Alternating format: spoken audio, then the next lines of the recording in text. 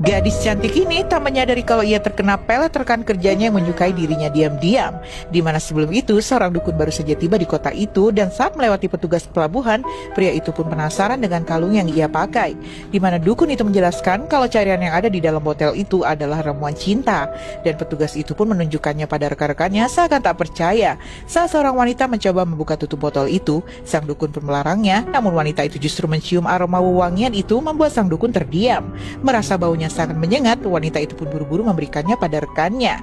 Saat dukun itu berjalan meninggalkan dermaga itu, tiba-tiba dua orang preman memukulinya hingga pingsan dan mengambil botol ramuan cinta itu dari dalam tasnya lalu pergi meninggalkannya begitu saja.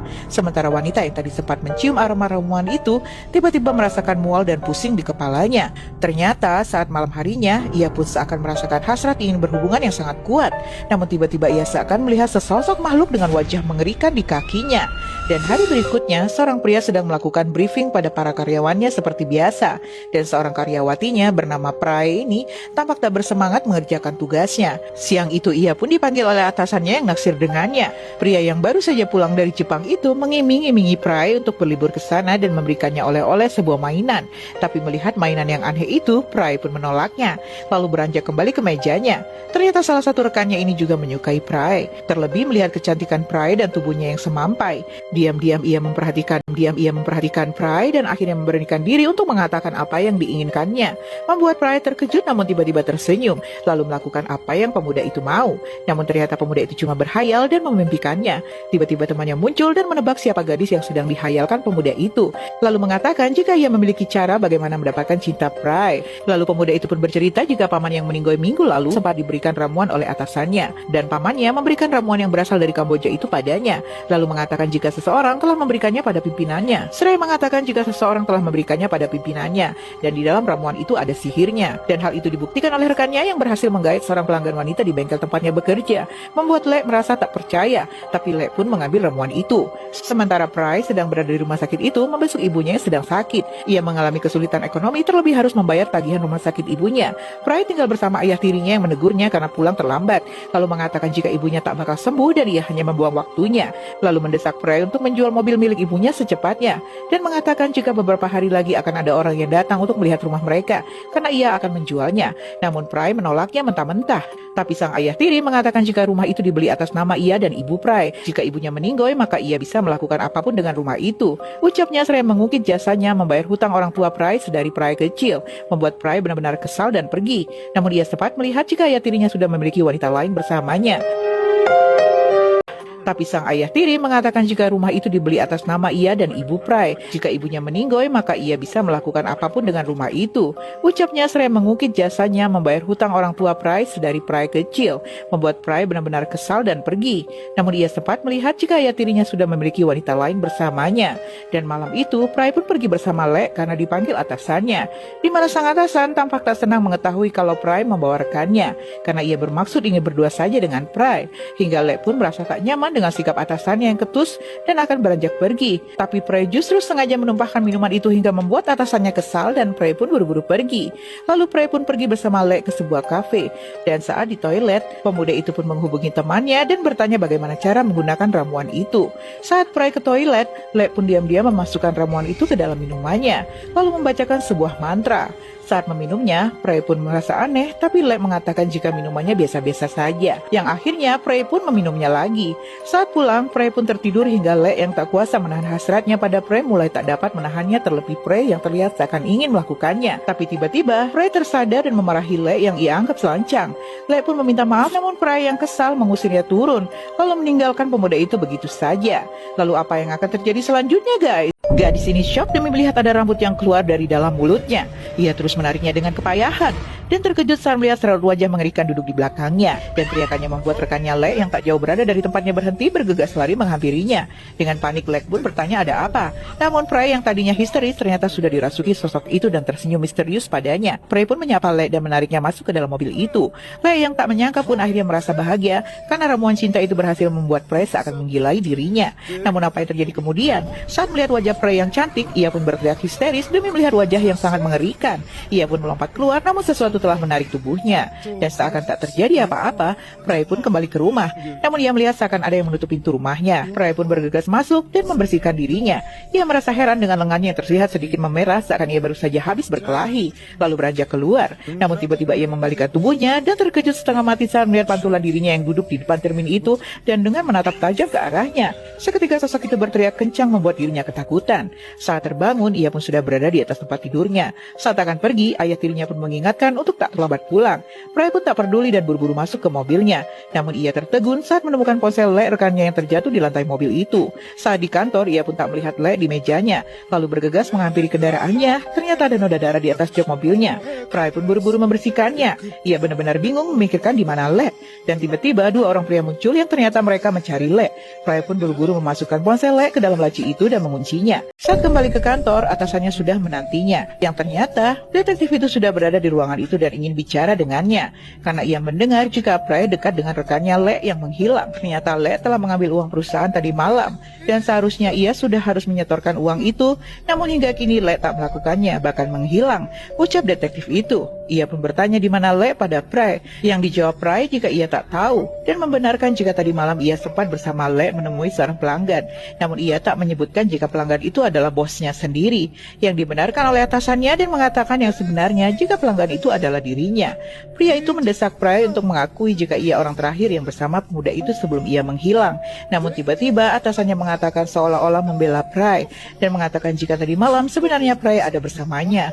Hingga petugas itu pun tak bertanya lagi pada Pria dan pergi. Ternyata bukan tak ada maksud sang bos melindunginya. Karena pria hidung belang itu ingin agar Pria membalas hutang budi kepadanya karena telah melindunginya. Kalau mengundang Pria untuk makan malam bersamanya, Pria pun tak menolaknya. Namun tiba-tiba pria itu sudah berganti pakaian dan menyuruhnya mandi. Sre mengatakan jika gadis itu harus membayar ganti rugi uang yang digelapkan oleh Le rekannya sebesar 400 baht dengan cara melayani dirinya, yang tentu saja ditolak Pria mentah-mentah. Namun sang atasan terus membujuknya dan tiba-tiba Pria merasakan tubuhnya lemas dan seketika tak sadarkan diri membuat pria hidung belang itu pun menyeringai. Polisi akhirnya menemukan seorang karyawan bernama Le itu telah tewas di sebuah rawa-rawa. Sementara itu pria hidung belang ini benar-benar terkejut demi melihat jika sosok gadis karyawati yang diperasnya itu telah berubah menjadi sosok mengerikan, membuatnya benar-benar panik dan berlarian ketakutan keluar. Sementara pria yang tak menyadari jika sosok mengerikan itu telah merasukinya pun bergegas pergi meninggalkan tempat itu. Saat tiba di depan rumahnya, tiba-tiba pria mendapatkan panggilan dari rumah sakit yang memberitahukan jika ibunya telah meninggoy, membuatnya tertegun dan hanya pasrah.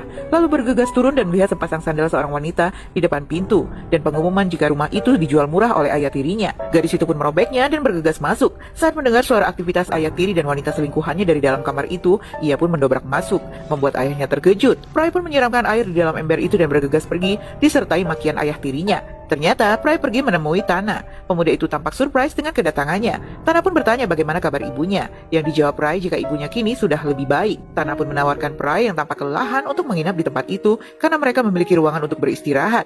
Namun Pria menolaknya. Tapi saat pulang, Pria pun menanyakan bagaimana kabar Ning kekasih Tana. Yang dijawab Tana jika mereka telah lama putus. Pria pun segera berlalu. Namun Tana menghampirinya dan keduanya pun berpandangan. Dan perasaan cinta yang tertunda itu pun tiba-tiba muncul, membuat keduanya tak lagi mampu bertahan. Hingga keduanya pun berhubungan. Pria yang merasa was-was akan dirinya pun menjadi bingung saat terbangun dan melihat jika Tana baik-baik saja. Sementara di kantor polisi, detektif ini menemukan tubuh atasan Pria yang tergantung di balik jeruji besi itu. Dan anggotanya menceritakan jika pria itu berteriak melihat hantu dan berlarian di pasar, lalu membawanya ke kantor polisi. Saat akan pergi, pria itu melihat sang dukun yang ternyata berada di sana dan bertanya mengapa ia tersenyum.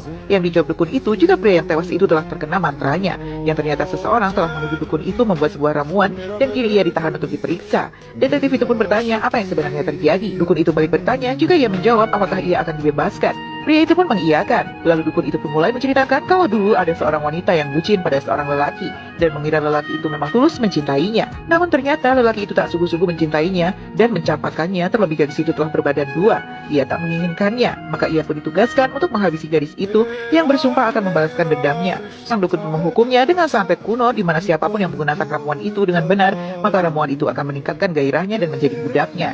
Namun jika seseorang menggunakannya tanpa mengetahui aturan dan mencuri ramuan itu dengan menggunakannya tanpa persetujuan pemiliknya, maka mereka akan menghadapi konsekuensinya dan tak akan pernah dapat mengontrol jiwa yang jahat itu. Ucap sang dukun selain mengatakan kalau ramuan cinta itu telah dicuri darinya saat pertama kali ia menginjakan kakinya di negara itu. Sang detektif pun menunjukkan botol ramuan itu yang kini telah kosong membuat sang dukun tertegun. Sementara Fry sedang berada di kantornya, di mana tiba-tiba Tana menghubunginya. Fry pun terlihat khawatir dan bertanya apakah pemuda itu baik-baik saja. Yang dijawab Tana jika ia baik-baik saja. Lalu bertanya apakah mereka bisa kembali bertemu nanti malam, karena ia sangat merindukan Fry. Fry baru akan menjawabnya, namun tiba-tiba ia melihat mobil detektif itu yang baru saja masuk ke halaman kantornya, membuatnya terkejut.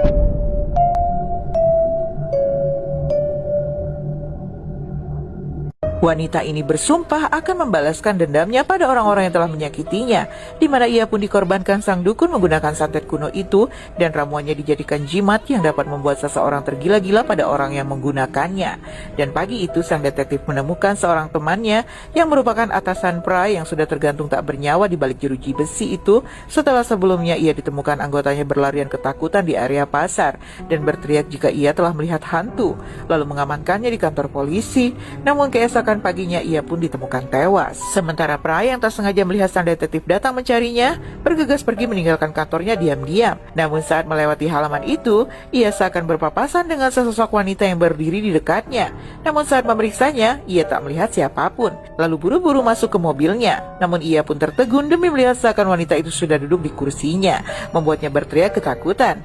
Namun tiba-tiba detektif itu sudah berada di sampingnya, membuat Fry terdiam. Akhirnya ia pun duduk berhadapan dengan sang detektif yang mengatakan jika ia melihat rekaman CCTV saat Fry sedang makan malam di sebuah kafe bersama Lee, lalu menunjukkan botol ramuan yang sudah kosong itu yang ia temukan di sana. Lalu bertanya apakah gadis itu pernah melihat benda itu sebelumnya dan mengenal seseorang yang dipanggil Bostong. Yang dijawab Fry ia tak mengetahui sama sekali. Detektif itu pun menceritakan apa yang ia dengar dari sang dukun tentang seorang wanita yang tersihir sebuah mantra yang sangat berbahaya, di mana orang-orang yang mereka tiduri akan mati atau gila. Membuat Fry merasa bingung dan bertanya apakah ia adalah salah satunya, dan bertanya bagaimana caranya untuk mencabut mantra itu. Pria itu pun mengatakan kalau ada seorang pria yang bisa melakukannya, lalu beranjak mendekati Fry. Namun seketika ia pun terdorong mundur saat melihat sosok wanita itu di hadapannya, membuat Fry benar-benar kebingungan. Lalu pria itu pun bertanya siapakah pria terakhir yang tidur dengan gadis itu, karena jika ia berada dalam pengaruh ramuan itu, maka ia mungkin tak dapat mengingat dan menyadarinya, namun akan berbahaya bagi orang-orang yang tidur dengannya. Yang langsung disangka oleh Fry jika itu tak benar, karena orang yang tidur dengannya terakhir kali masih hidup, bahkan sempat menghubunginya tadi pagi, membuat sang detektif pun tertegun. Ternyata Fry pergi mendatangi Tana. Ia pun mencoba menghubungi ponsel Tana namun tak ada jawaban. Fry pun memutuskan untuk mencarinya di kamarnya dan mendengar suara aktivitas dari dalam kamar itu, yang ternyata ia melihat jika Tana sedang berhubungan dengan seorang wanita yang tak lain adalah mantan kekasih Tana, yaitu Ning. Ning tampak santuy dan berkata jika ia sudah lama tak bertemu dengan Tana, lalu mengajak Fry untuk bergabung dengan mereka. Fry pun tampak menahan kegeramannya melihat sikap Tana yang seakan tak merasa bersalah, lalu menerima ajakan keduanya dan berganti pakaian. Namun saat sedang asik, tiba-tiba Ning melihat sosok Fry yang berubah mengerikan, membuat wanita itu berlari ketakutan. Sementara Tana tampak bingung mendengar suara teriakan Ning yang berlari tunggang langgang. Dan saat membuka penutup matanya, pemuda itu pun syok dan berteriak histeris hingga terjatuh dari tempat tidurnya. Namun Fry tak memberikannya kesempatan untuk lari. Fry pun berubah menjadi sosok yang sangat mengerikan dengan tubuh dan lidah terjulur memanjang dan mendekatinya, lalu akhirnya melahap Tana. Dan pagi itu, Fry pun terlihat pergi membawa mobil milik Tana dan memberikan kesaksiannya pada sang detektif jika ia telah menghabisi rekannya dan pemuda bernama Tana, bahkan mungkin Bostong dan mungkin lebih banyak lagi, yang ia rasa ia tak perlu memberitahukan sang detektif tentang hal itu.